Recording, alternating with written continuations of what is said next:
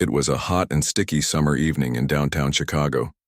The air felt heavy, like it always does before a storm hits. The streets were alive with energy as hundreds of people gathered to protest against yet another case of police brutality.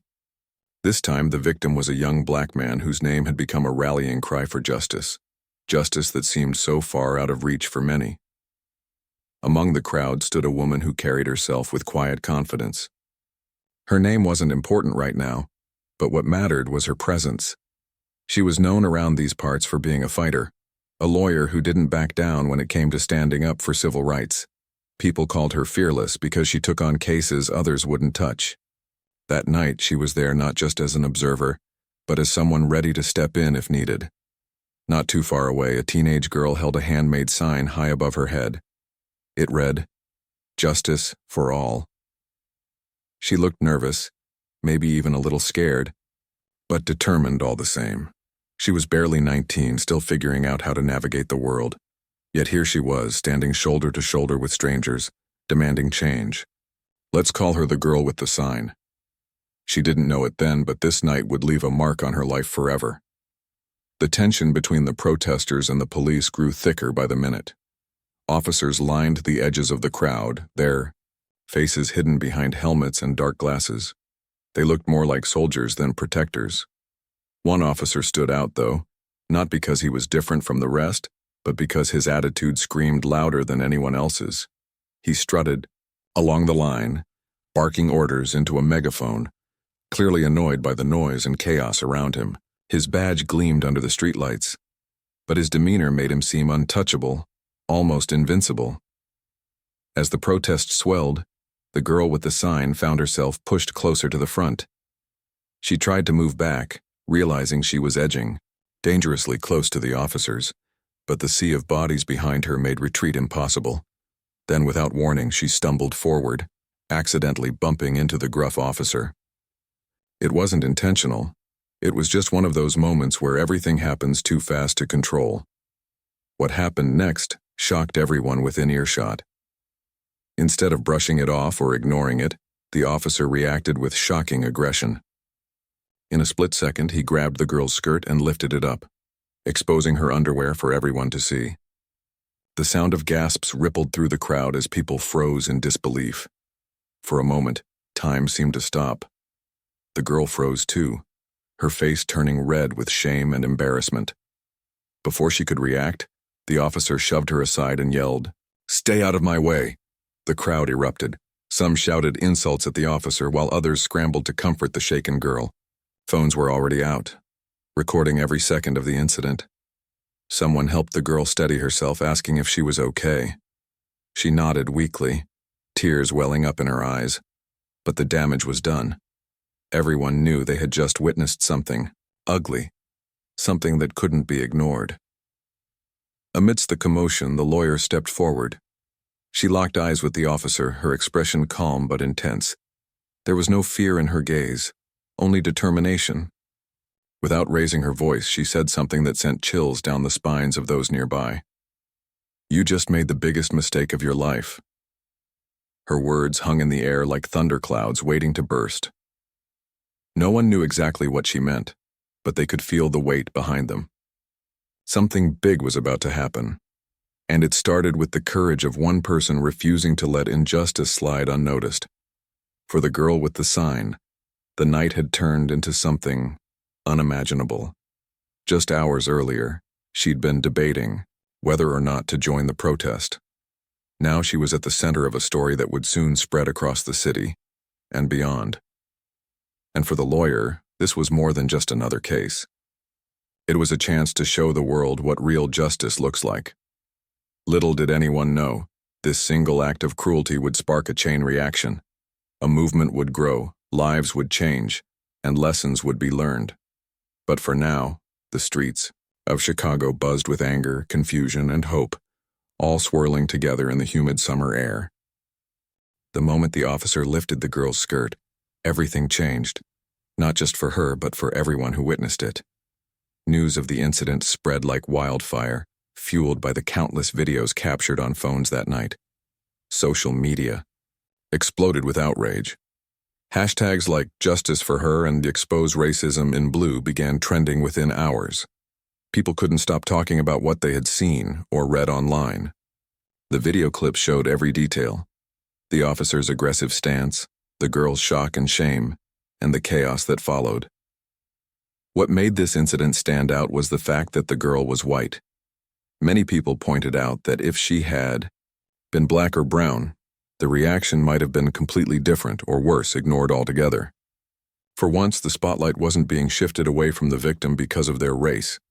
This time, the story stayed front and center, forcing conversations about systemic racism and police misconduct into living rooms, workplaces, and classrooms across the country. But while the world debated online, the girl herself struggled to process what had happened. That night, she barely slept. Every time she closed her eyes, she saw the officer's face, his smirk as he humiliated her in front of hundreds of people. She felt exposed, violated, and powerless. Friends tried to comfort her, telling her she hadn't done anything wrong, but the weight of the situation pressed down on her chest. She kept replaying the moment over and over again in her mind, wondering why it had happened to her. A few days later, the lawyer reached out. She introduced herself simply, saying she wanted to help. At first, the girl hesitated. She didn't know how to handle all the attention, let alone take legal action against a police officer. But the lawyer's calm and steady voice reassured her. "This isn't just about you," she explained gently. "It's about holding someone accountable when they abuse their power. If we don't speak up now, nothing will change." After some thought, the girl agreed to press charges. It wasn't an easy decision. She knew filing a complaint against a cop came with risks. There would be backlash, criticism, and maybe even threats. But deep down, she felt it was the right thing to do. She didn't want anyone else to feel the way she did that night. Meanwhile, the officer dug his heels in. He refused to admit any wrongdoing, insisting he was just doing his job. In interviews, he claimed the girl had provoked him by getting too close during the protest. His department initially backed him, citing his years of service and calling the incident a misunderstanding. But public pressure quickly mounted. Protesters gathered outside the police station demanding answers. Local news stations ran segments questioning whether the department was protecting one of its own, instead of seeking justice. Behind the scenes, the lawyer worked tirelessly. She knew this case wouldn't be easy. Police officers rarely faced consequences for their actions, especially when those actions were caught on camera. But she also knew this was a chance to set a precedent, to show the world that no one is above the law. So she started gathering evidence. She tracked down witnesses, collected footage from multiple angles, and even found former colleagues of the officer willing to testify about his behavior. One particularly damning piece of evidence came from a retired officer. He revealed that the accused cop had once bragged about targeting minority communities because they couldn't fight back. The retired officer admitted he hadn't spoken up before, fearing retaliation.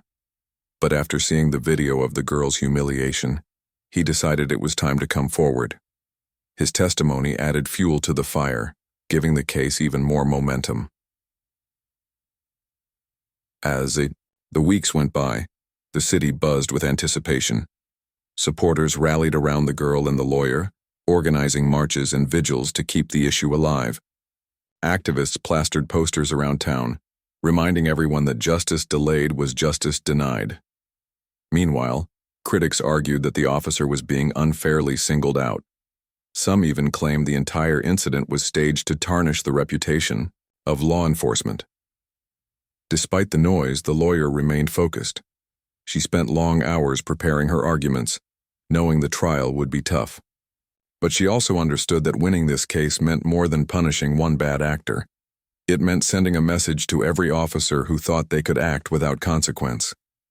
It meant showing the community that their voices mattered, that standing up against injustice wasn't futile. For the girl, things slowly began to shift. With the lawyer's guidance, she started speaking out about her experience. At first, it was hard. Her hands trembled as she recounted the events of that night, and tears often blurred her vision. But each time she told her story, she grew stronger. She realized she wasn't alone, that thousands of people stood beside her, cheering her on. Strangers sent messages of support, thanking her for having the courage to step forward. For the first time since the incident, she started to feel hopeful. The trial date loomed closer and tensions in the city reached a fever pitch. Everyone seemed to have an opinion about what should happen next.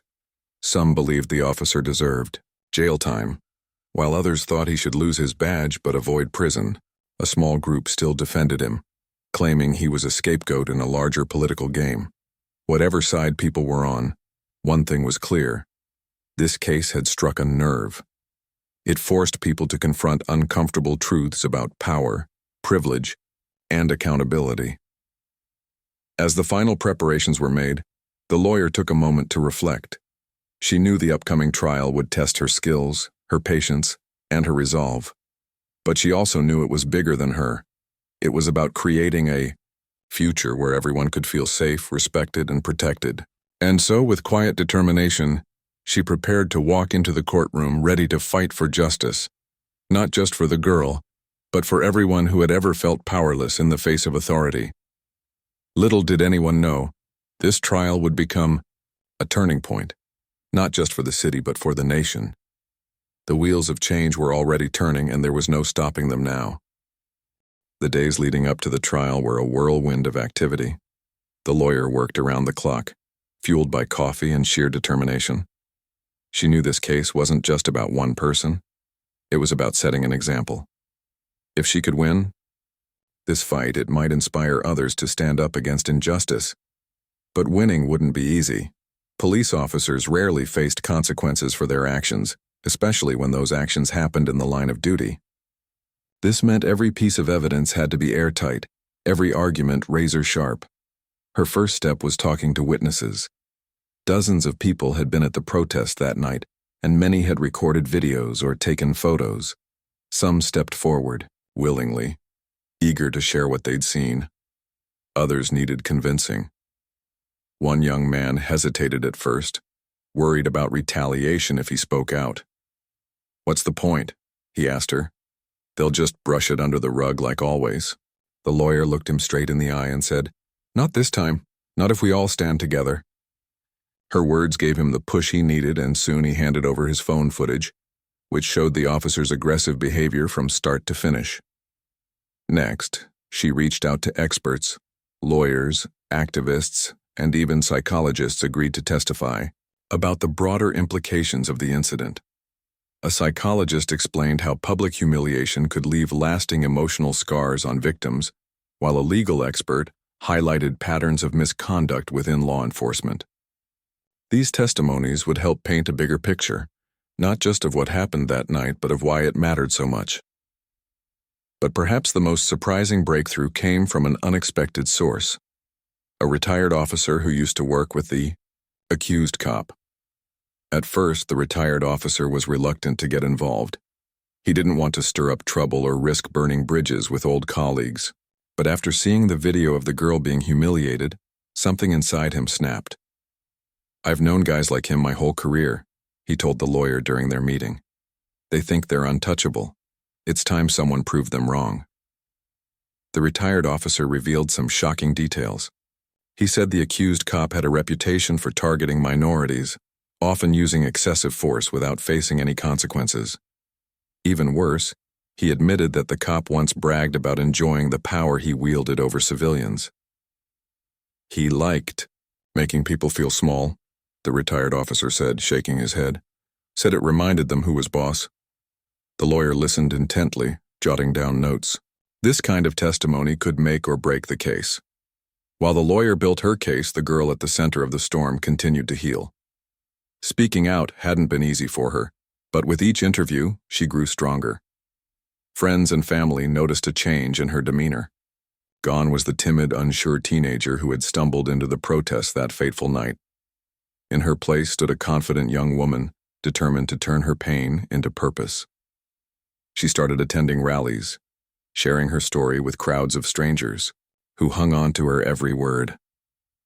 After one particularly moving speech, a middle-aged woman approached her with tears in her eyes. "Thank you," she whispered. "You're giving us hope." The community rallied behind her, organizing fundraisers and awareness campaigns to support the legal battle. Protest signs popped up all over the city, bearing messages like, "Accountability starts now," and "No more excuses." Local businesses donated money to cover court costs, while volunteers handed out flyers urging people to attend the trial. The movement gained momentum, spreading far beyond the city limits. People from neighboring towns and even other states joined in, flooding social media with messages of solidarity. As the trial date drew closer, tensions ran high. Supporters gathered outside the courthouse daily, holding vigils and chanting slogans. Critics, meanwhile, accused the girl and the lawyer of exaggerating the incident for attention. Some even claimed the entire thing was staged, a publicity stunt designed to smear law enforcement. The accused cop remained silent, letting his lawyers do the talking. They argued that he was simply maintaining order during a chaotic protest, and that the girl had brought the situation upon herself by getting too close. Despite the backlash, the lawyer stayed calm and focused. She spent hours rehearsing her opening statement, knowing it had to hit hard right out of the gate. "This isn't just about one bad apple," she practiced saying aloud. "It's about exposing a system that allows bad apples to thrive unchecked. We're here today not only to seek justice for the victim, but to demand accountability from those sworn to protect us." On the eve of the trial, the lawyer met with the girl one last time. They sat in a quiet cafe, sipping tea as the sun dipped below the horizon. The girl looked nervous, fidgeting with the hem of her sweater. "What if we lose?" she asked softly. The lawyer reached across the table, placing a reassuring hand over hers. "We won't," she said firmly. "Even if the verdict doesn't go our way, we've already won. You've shown courage most people never will. That's what matters." The next morning, the courtroom buzzed with anticipation. Reporters packed the benches, scribbling notes and adjusting their cameras. Activists filled the gallery, holding hands and whispering prayers. Outside, protesters held signs and chanted slogans, their voices echoing through the halls. Everyone knew this trial was more than just a legal proceeding. It was a reckoning, a chance to hold power accountable. When the judge entered the room and called the court to order, the air grew heavy with expectation. The lawyer stood up, smoothing her jacket before addressing the jury. Her voice rang clear and steady as she began laying out the case. She walked them through the events of that night, showing video clips and calling witnesses to the stand. Each piece of evidence added another brick to the wall she was building, a wall meant to block anyone from dismissing the truth. By the end of the first day, it was clear this trial would be unlike any other. Emotions ran high, arguments grew heated, and the stakes felt impossibly high. For the girl sitting quietly in the front row, it was overwhelming, but also empowering. She realized she wasn't fighting alone. Behind her stood a community united in its pursuit of justice. And in front of her stood a lawyer determined to tear down the walls of impunity, brick by brick. As the trial moved into its second day, no one doubted that history was being made. The outcome remained uncertain, but one thing was undeniable. The fight for accountability had begun, and there was no turning back now. The courtroom felt like a pressure cooker on the second day of the trial. The air was thick with tension, and every word spoken seemed to carry extra weight. Reporters scribbled furiously in their notebooks, cameras clicked softly, and the murmurs of the crowd outside filtered through the walls. Everyone knew this wasn't just another legal battle. It was a moment that could shape the future. When the lawyer stood up to present her case, the room fell silent. She took a deep breath, letting her eyes scan the jury before she began. Her voice was steady, but there was an undeniable fire behind her words. "This isn't about one bad decision," she said, pausing for effect. "It's about exposing a pattern, a culture where some people think they're above the law because they wear a badge." She started by showing the videos recorded that night. The footage played on a large screen in the courtroom, capturing the officer's aggressive behavior from multiple angles. You could hear gasps from the gallery as the clip revealed the exact moment he grabbed the girl's skirt and lifted it up. The humiliation on her face was clear, even through the grainy video. The lawyer let the images speak for themselves before turning to the jury. Does this look like someone maintaining order, or does it look like someone abusing their power?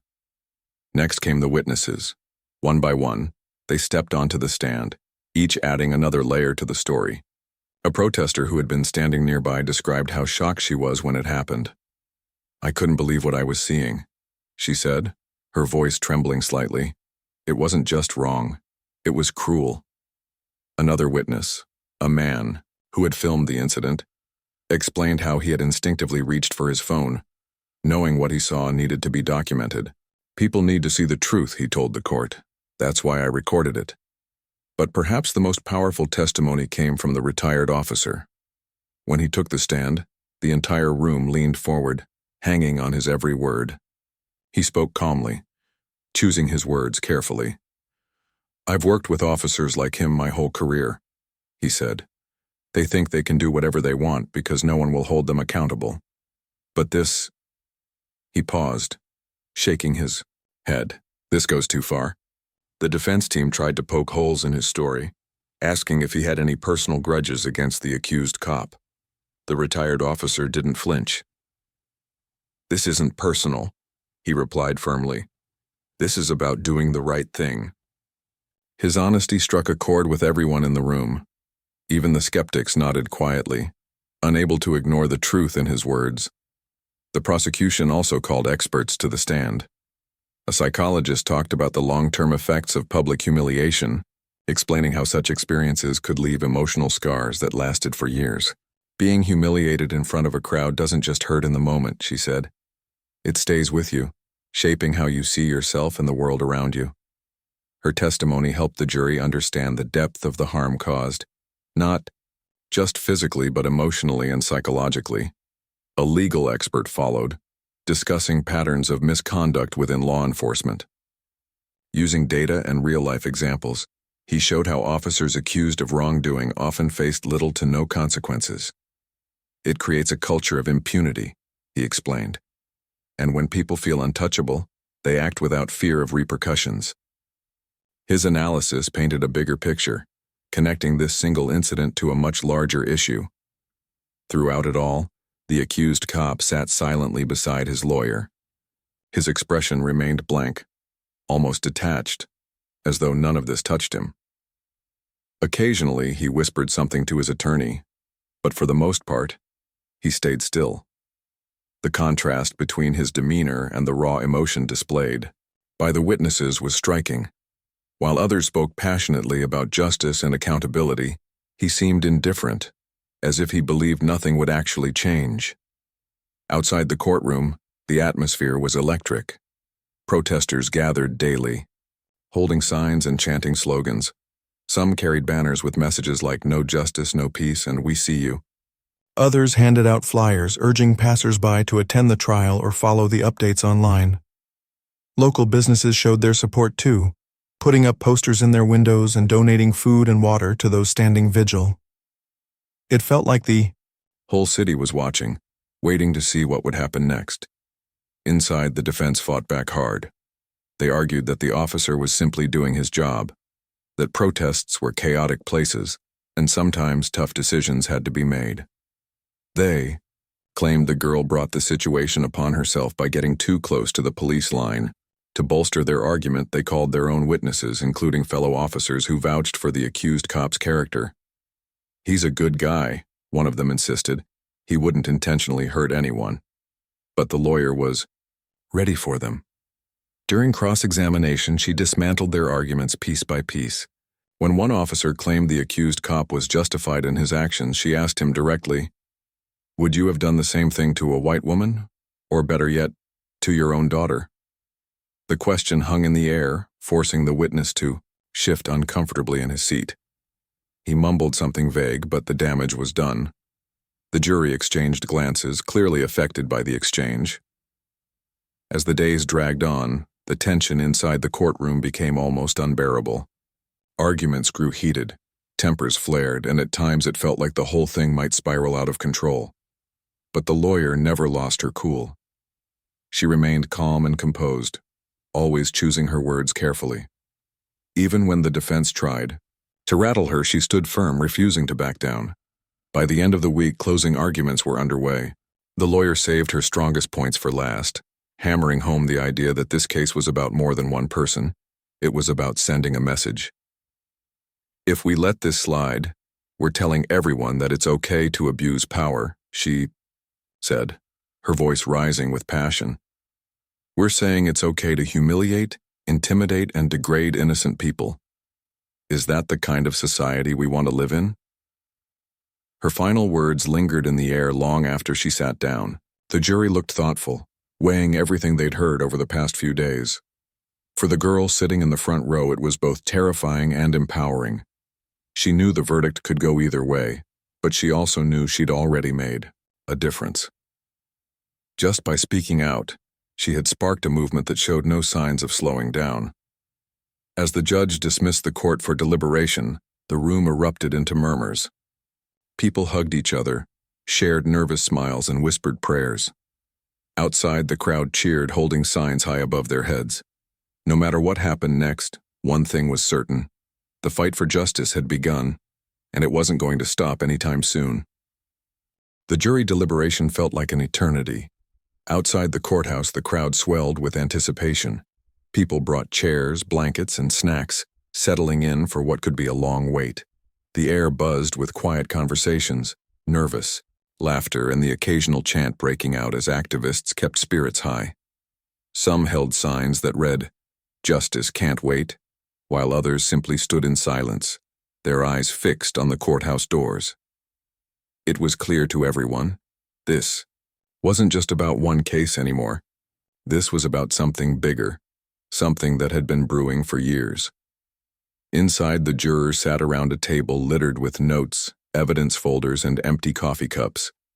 They were ordinary people, teachers, office workers, retirees, thrust into an extraordinary situation.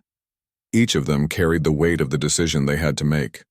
The room grew tense as opinions clashed. A few leaned toward leniency, arguing that the officer was just doing his job under pressure. Others pushed back fiercely, reminding everyone of the video footage, the expert testimonies, and the girl's tearful account. "This isn't about whether he meant to hurt her," one juror said firmly. "It's about what he did, and the message it sends if we let it slide." Hours turned into days. Reporters camped outside the courthouse, updating their audiences every hour. Social media exploded with hashtags like "Waiting for Justice" and "Hold Them Accountable." People from across the country weighed in, sharing memes, essays, and heartfelt messages of support for the girl at the center of the storm. Even late-night talk show hosts joked about the trial, though their jokes carried an undertone of seriousness. Everyone wanted answers, but more than that, they wanted accountability. Finally, after 3 grueling days, the jury reached a verdict. When the judge called the court back into session, the room was packed to capacity. Protesters squeezed onto benches, lawyers adjusted their ties, and the accused cop sat stiffly beside his defense team. The girl who had been humiliated took her seat in the front row, gripping the hands of the lawyer beside her. Her palms were sweaty, her heart racing. She whispered softly, "What if they don't believe me?"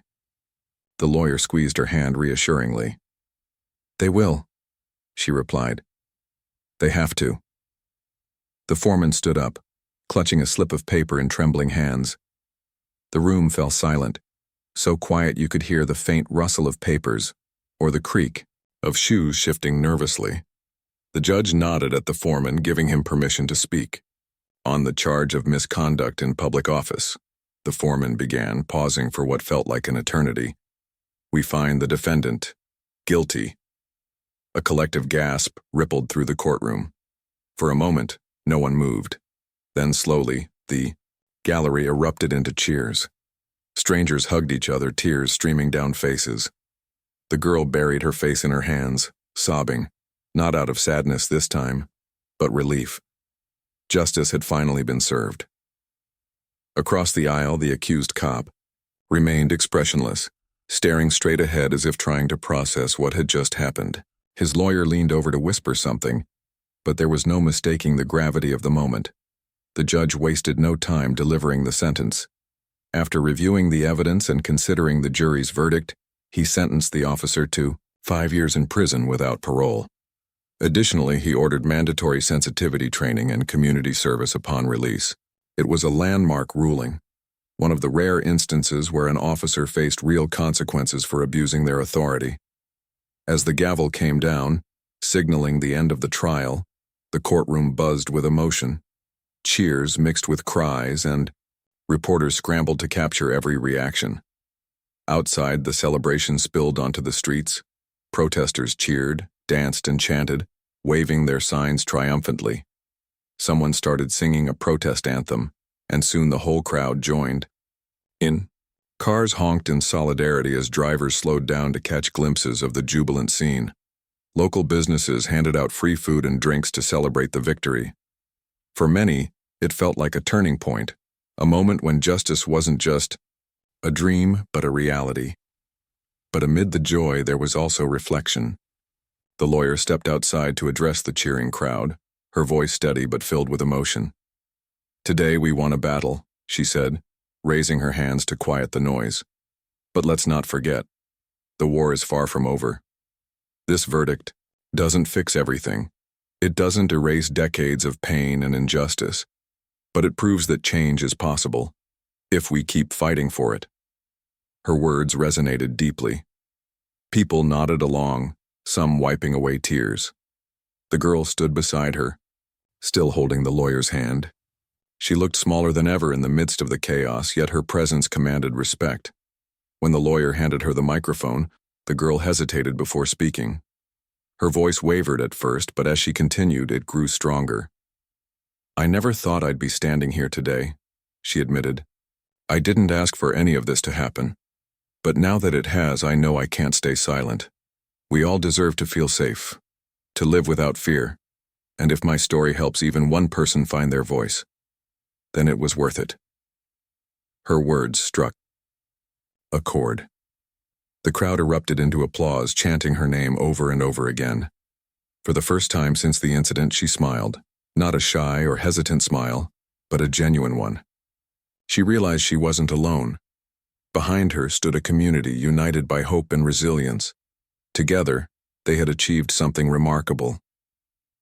As night fell, the celebrations began to wind down. People packed up their signs and headed home, exhausted, but inspired. Inside the courthouse, the lawyer gathered her things, taking a moment to reflect. She glanced at the empty defendant's chair, then at the girl waiting patiently nearby. In that moment, she allowed herself a small smile. Change was slow, messy, and often painful, but it was happening, one step at a time. The next morning, news outlets led with headlines celebrating the verdict. Analysts praised the jury's decision, calling it a wake-up call for law enforcement agencies nationwide. Politicians issued statements vowing to push for reforms, while activists urged people to keep the momentum going. Online, the conversation shifted from outrage to action. Petitions circulated, demanding stricter oversight and accountability, measures for police officers. Educators incorporated the case into classroom discussions, using it as a teaching moment about power, privilege, and justice. For the girl, life began to settle into a new normal. She returned to school, though things weren't quite the same. Classmates approached her with admiration, asking how she found the courage to testify. Teachers checked in frequently, offering support whenever she needed it. At home, her family celebrated quietly, knowing she had been through more than anyone should at such a young age. But despite the challenges, she felt a newfound sense of purpose. She started volunteering with local organizations, helping others navigate similar struggles. Her experience had transformed her from a shy teenager into a confident advocate for change. Meanwhile, the accused cop prepared for prison, his reputation shattered beyond repair. Supporters tried to rally behind him, claiming he was being made an example of. But their voices were drowned out by the overwhelming tide of public opinion. People refused to look away this time. They demanded better, from their leaders, their institutions, and themselves. In the weeks that followed, the ripple effects of the trial became impossible to ignore. The city implemented sweeping reforms within its police department, including stricter oversight committees and mandatory bias training for all officers. Officers with histories of misconduct were investigated, leading to several resignations and firings. Community groups formed partnerships with law enforcement, working together to rebuild trust. Slowly but surely, the culture began to shift. For the lawyer, the victory was bittersweet.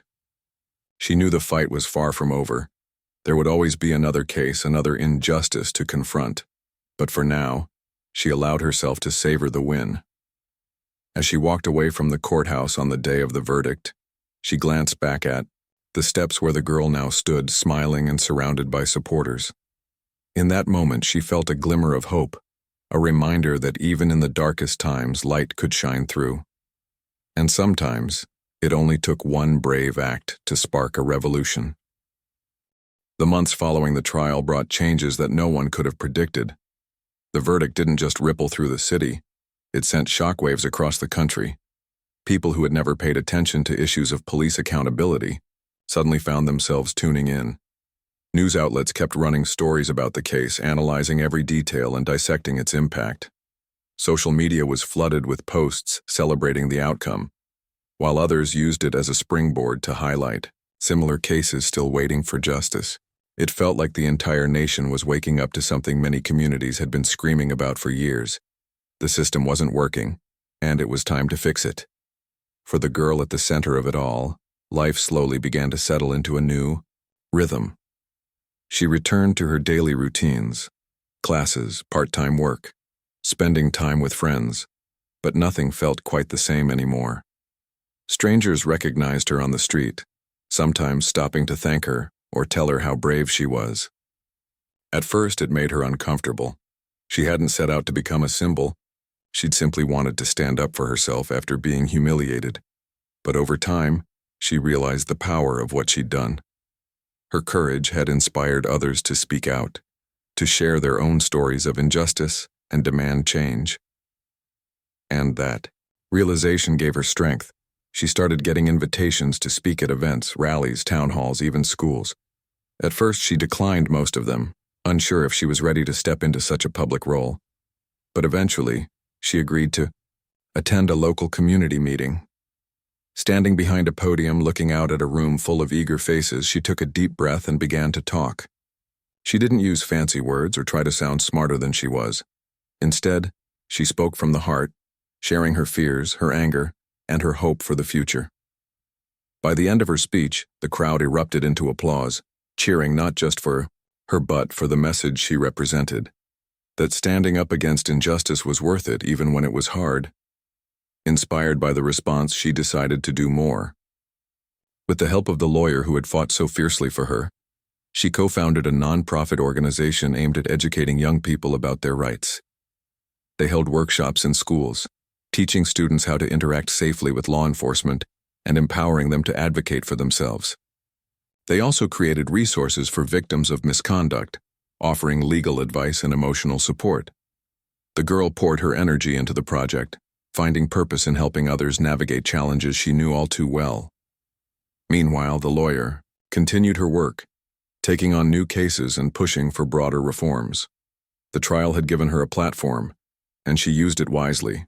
She appeared on talk shows, wrote op-eds, and testified before legislative committees, calling for systemic changes within law enforcement. Her arguments were always grounded in facts, backed by data and real-life examples. Yet she never lost sight of the human element, the lives affected by policies and practices that often went unquestioned. Laws are important, she told anyone who would listen, but they mean nothing if we don't treat each other with dignity and respect. Her efforts paid off. In the wake of the trial, the city implemented sweeping changes to its police department. Officers underwent mandatory training sessions focused on de-escalation techniques and cultural sensitivity. Independent oversight boards were established to review complaints against officers, ensuring transparency and accountability. Body cameras became standard equipment, and strict guidelines were put in place regarding their use. These measures weren't perfect, they couldn't undo decades of harm, but they marked a significant step forward. Across the country, other cities took notice. Activists pointed to the trial as proof that holding officers accountable was possible. Petitions circulated, demanding similar reforms in departments nationwide. Lawmakers introduced bills aimed at increasing oversight and addressing systemic racism within law enforcement. Some progress was slow, bogged down by politics and bureaucracy, but the momentum was undeniable. For the first time in a long time, it felt like real change might actually happen. Back in the city where it all began, the community came together in ways no one expected. Neighbors who had once avoided eye contact now greeted each other warmly, united by a shared sense of purpose. Local businesses hosted fundraisers to support the nonprofit founded by the girl and the lawyer. Artists painted murals honoring victims of police brutality, turning blank walls into vibrant reminders of resilience and hope. Even the police department, though reluctant at first, started engaging with residents through town hall meetings and outreach programs. Trust wouldn't be rebuilt overnight, but small steps were being taken. As for the accused cop, his story faded from the headlines. Sentenced to 5 years in prison, he disappeared from public view, becoming a cautionary tale whispered among officers. Some defended him, claiming he was unfairly targeted, while others saw him as an example of why reform was necessary. Either way, his actions served as a catalyst, a spark that ignited a movement far greater than anyone could have imagined. On the anniversary of the trial, the girl stood on the courthouse steps, addressing a crowd that had gathered to mark the occasion. Beside her stood the lawyer, smiling proudly as the girl recounted everything that had happened since that fateful night. "I never thought I'd be here today," she admitted, her voice steady despite the lump in her throat. "But I'm glad I am. Because this isn't just my story, it's ours. Together we showed the world that justice is possible. And together we'll keep fighting until everyone feels safe, respected, and protected." The crowd erupted into cheers, waving signs and chanting slogans. As the sun dipped below the horizon, casting a golden glow over the scene, the girl looked out at the sea of faces.